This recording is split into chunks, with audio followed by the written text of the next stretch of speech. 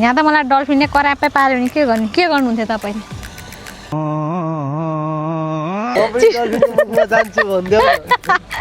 monster आयो monster कस्तो डल्फिनै हो क्या डल्फिनको बच्चा होला हो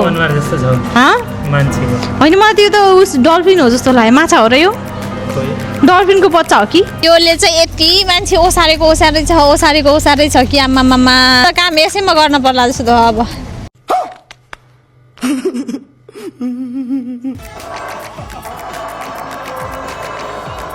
हेलो हेलो ल बोल्नु हेलो के हो यो माइक हो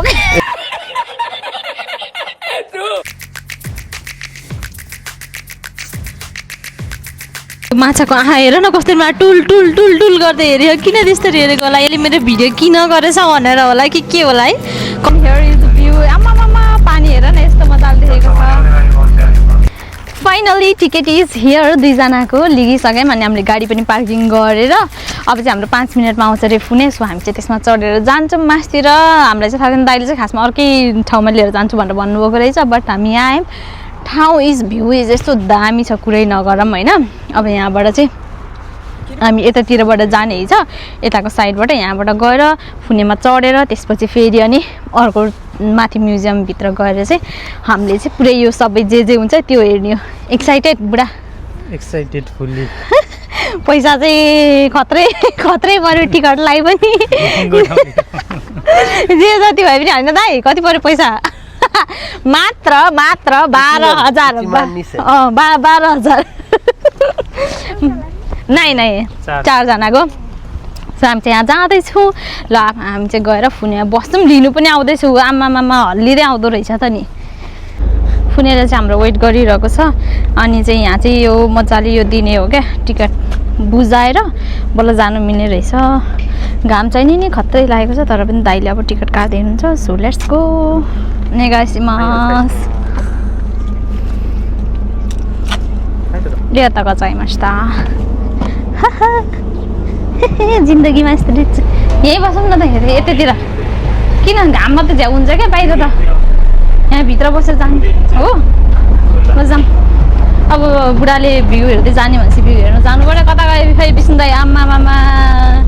ल है विष्णु दाईको लाइभ सुरु भइसक्यो यहाँ वाउ यहाँबाट मजा आउने रहेछ ल गाइजहरू so guys and here is the view आमामामा पानी हेर न यस्तो मजाले देखेको छ दामी लाग्यो मलाई चाहिँ ल यहाँनिर चाहिँ हेर न कस्तो क्युट पेङ्गुइनहरू छ तर यस्तो डेन्जर स्मेल आएको छ माछाको नि भगवान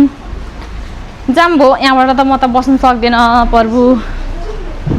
ए यहाँबाट भित्र गएर त्यो हेर्ने होला होइन सोहरू ए यहाँभित्र नि रहेछ त्यही ल कडा ल म्युजियम हेर्न आयो जस्तो भयो हामी त कति थरीको माछाहरू होला नि है यो चाहिँ छिर्बिट गर्दैछ कि गोही हो यो माछै हो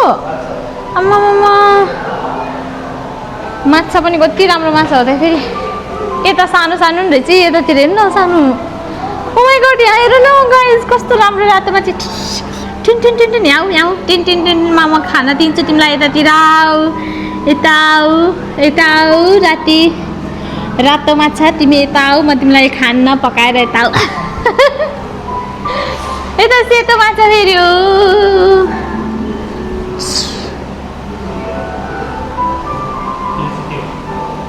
आमामामा यो त झन् लास्टै ठुलो माछा है यो त खाने माछा त होइन होला हौ के मोन्स्टर आबी गरेर बस्दो रहेछ नि 3D देखिँदो रहेछ ओट कस्तो यो साँच्चै हो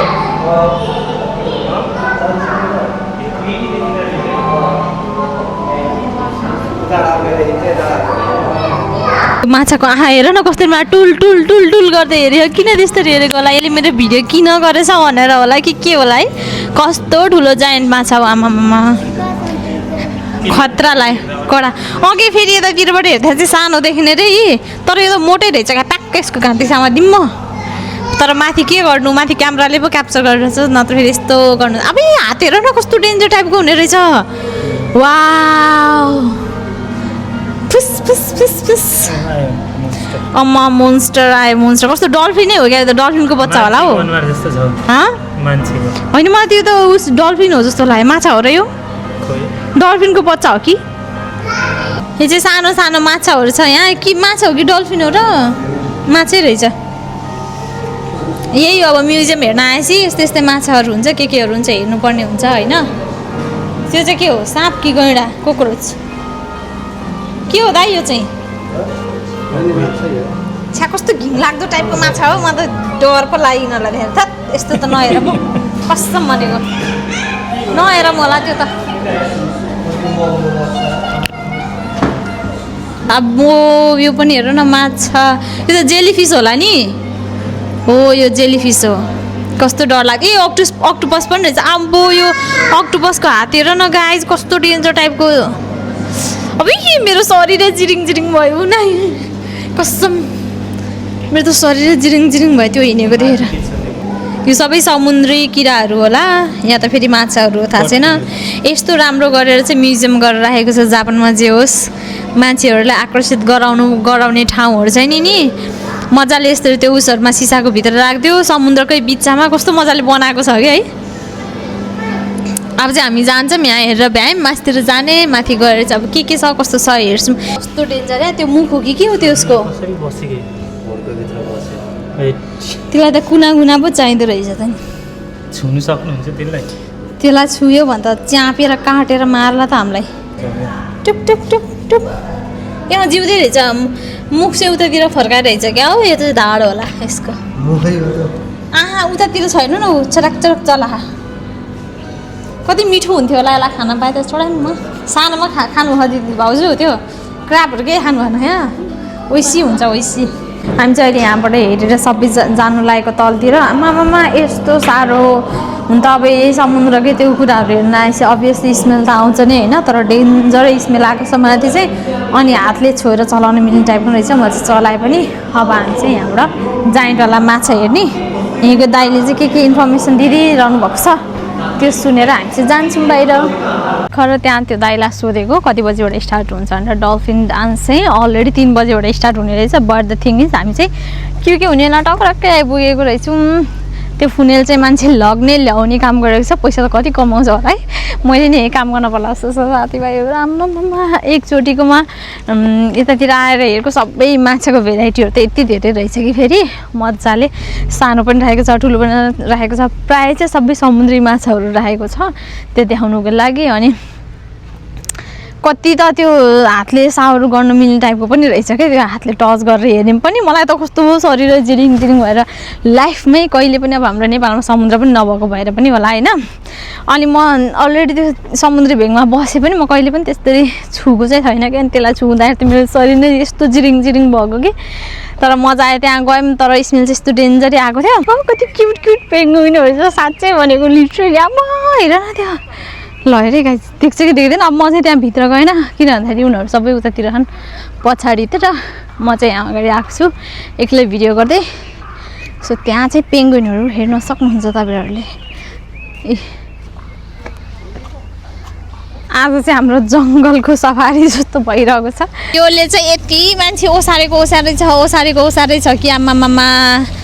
सानो मैले त काम यसैमा गर्न पर्ला जस्तो त अब छैन यही भर्ना हुला जस्तो छ क्या यो यस्तो आनन्दको भ्यू छ है आउनु न उतातिर जाम कुरा गर्दै चस्मा लगाइदिउँ न हामीले नि के छ र कुरा गर्नु न अनि आउनु न सुरु हेलो हेलो ल बोल्नु केही हेलो के हो यो माइक हो के ए यो दाइले बसाएको हेर अहिले चाहिँ हाम्रो यहाँ डल्फिनलाई मजाले त्यो गरिरहेको छ क्या के गरे खानाहरू खुलाउँदै अनि त्यो एक्सनहरू देखाउँदैछ कि कस्तो के म त अचम्मै परिसु भनेको त यो मान्छेले भनेको चाहिँ कसरी जनावरहरूले टेरेको होला हुन त ट्रेनिङ नै गराएको होला होइन तर नि यतिको मान्नु भने त ओ माई गड कडा ल खतरा दामी तरिकाले हैट यस्तो पो त ओहो ल हेर्नु ल म पनि रमाउँदैछु तपाईँहरू पनि रमाउनु होइन हैट खतरा तरिकाले काम पाती गरेर तर नि यस्तो भोक लाग्ने रहेछ कि यिनीहरूलाई चाहिँ खेल्ने बित्तिकै उत्तिखेर माछा पनि खुलाउँदो रहेछ क्या दुईवटा रहेछ हो एउटा यतातिर एउटा अर्को साइडमा दुईवटा होइन एउटा यता साइडमा हो एउटा अर्को साइडमा हो कि उतातिर त्यसको धार पछाडि देख्नुभयो हेर्नु त छ यो डल्फिन हो गाइज यो डल्फिनलाई चाहिँ यिनीहरूले गाइड गरेर कसरी चाहिँ गरेको होला म त दङ्गै पर्छु दाइहरू चाहिँ यहाँ आउनुहुन्छ दाइ भाउजू चाहिँ हामी चाहिँ यहाँ छौँ यहाँबाट हेर्दैछौँ तर मेरो अब ब्याट्रीले चाहिँ बाई बाई भन्न लागिसक्छ सो या अल ओभर दामी छ एक्सपिरियन्स चाहिँ 5 मिनटको सो हाम्रो सकिसकेको छ डल्फिन हेऱ्यौँ हामीले इन्जोय गऱ्यौँ तर जति त्यहाँ त्यो हाम्रो त्यो के च्यान थियो अरे तिनीहरूको नाम मिक्की च्यान आशिका च्यान र त्यो अर्को जतिको त रमाइलो गरेन त्यही आशिकाले रमाइलो गराएको थिएँ है मोटी भए पनि जनावर के तपाईँले के मान्छे भन्नुभयो क्या त्यहाँ अघि आशिका भनिरहेको थियो हौ आशिका च्यानले चाहिँ भुटुङ भुटुङ गरेर नाचेर भने रमाइलो गर्थ्यो नि अघि है के गर्ने हो के छ विचार हेर्ने विचार छ के घर जाने विचार छ गाई जनता जान्न चाहन्छन् 2 शब्द जाओस् म त भोलि बिहान जाने नि मान्छे ड्राइभरले के गराउँछ नि त ड्राइभरले बिहान खाना खाएबाट केही खाएको छैनन् जस्तो छ हामीले एउटा सो हेरेर भ्याइसक्यौँ त्यो सो चाहिँ ऊ त्यो रातो पोखरीमा गराएको थियो ओ दाइ तपाईँले एउटा सुन्नुभएको थियो कि थिएन त्यो क्या डल्फिनले चाहिँ आफ्नै ओनरलाई चाहिँ त्यो उस गर्दाखेरि त्यो हो पहिला रियल हो रे हौ साँच्चैको अनि मलाई त्यही सम्झेर नि डर लाग्यो कि यिनीहरूले बिचारा यसरी सिकाउँछ नि त मारेको त रियल होला यिनीहरूले यसरी सिकाउँछ नि त होइन त्यो त्यसरी खेलाइराख्दाखेरि चाहिँ अनि मलाई चाहिँ कस्तो डर लागिरहेको के थाहा अब उनीहरूलाई त्यो खाना आरा दिइरहनु पर्ने रहेछ नि त माछा पनि अनि त्यो चाहिँ दिएन भने चाहिँ अब भरे के थाहा त्यही डल्फिनहरूले ट्याग गर्यो भने सबै मान्छेहरू त के हुन्छ भने जस्तो कस्तो डर पनि लाग्दो रहेछ तर एकछिन 5 मिनट भए पनि रमाइलो गऱ्यो तर यहाँ भन्दा नि रमाइलो चाहिँ मलाई ऊ त्यतातिरकोमा रमाइलो लागिरहेको थियो अनि मैले चाहिँ त्यही कुरा गर्दै थिएँ क्या दाइहरूसँग त्यो रियल चाहिँ होइन भन्छ पछिल्लो त जुन भाइरल भयो नि त्यो चाहिँ एआईले बनाएको ए त्यही त नि कस्तै त नि सेम टु सेम रियल जस्तै थियो है कतिसम्म त अनि त्यो आइरह्यो नि भने हामी यतिसम्म सोचा छौँ कि एआईले बनाएको भिडियोलाई ट्रस्ट गरेर मैले अहिले त्यही बयान गर्दै बसिरहेको थिएँ यहाँ ओ नो गाइज म गलत रहेछु त्यो एआई रहेछ तर पहिला चाहिँ के भएको त सुरुमा चाहिँ पहिला चाहिँ एउटीलाई चाहिँ मारेकै हो रे अमेरिकामा चाहिँ त्यो न्युज चाहिँ त्यतिखेर फ्ल्यास भएन जुन चाहिँ भाइरल भयो त्यो चाहिँ एआई हो रे ए यस्तै छ वाउ एक्लै खेल्दै रहेछ अनरले चाहिँ त्यहाँ के गराउँदैछ अनि माछा पनि हुनु पर्यो नि त यहाँ आउँदैन होला अनि डल्फिन छ भनेर मेन कुरा पौडी खेल्न आउँदैन गाइज मलाई पौडी खेल्न मन लाग्छ यहाँ त मलाई डल्फिनले करापै पार्यो भने के गर्नुहुन्थ्यो तपाईँले मलाई डल्फिनले खायो भने चाहिँ के गर्नुहुन्छ छोप्न आउनुहुन्थ्यो कि भाग्नुहुन्थ्यो भन्नु त ल छिटो ल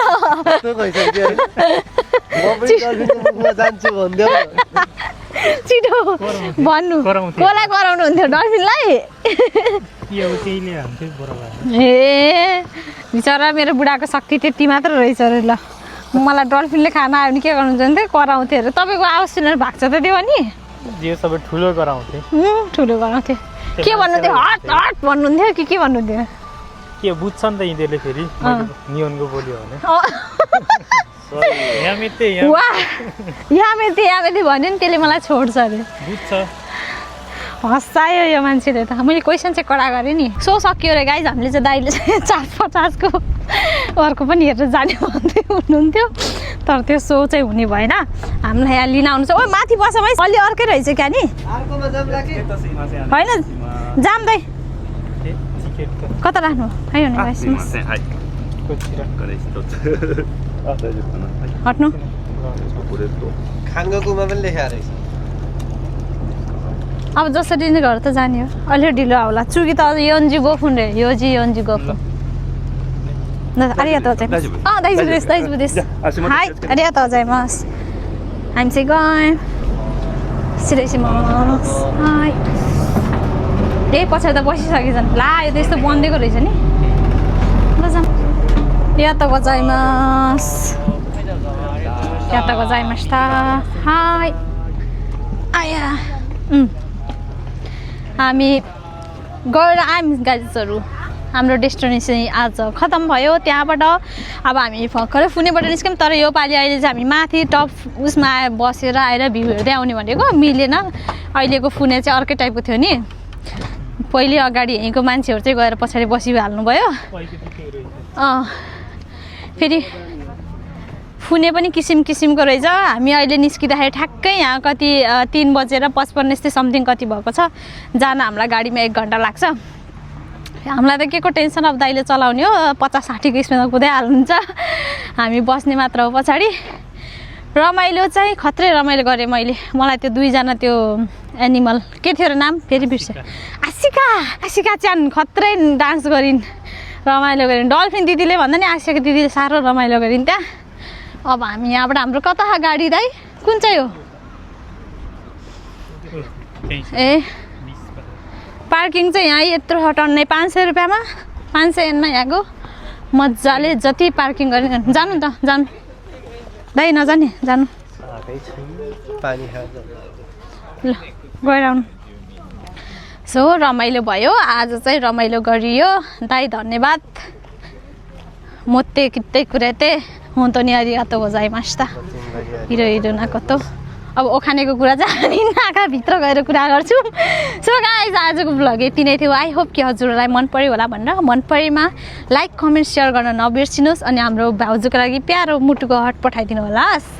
ल भाउजू bye bye bye bye bye bye bye see you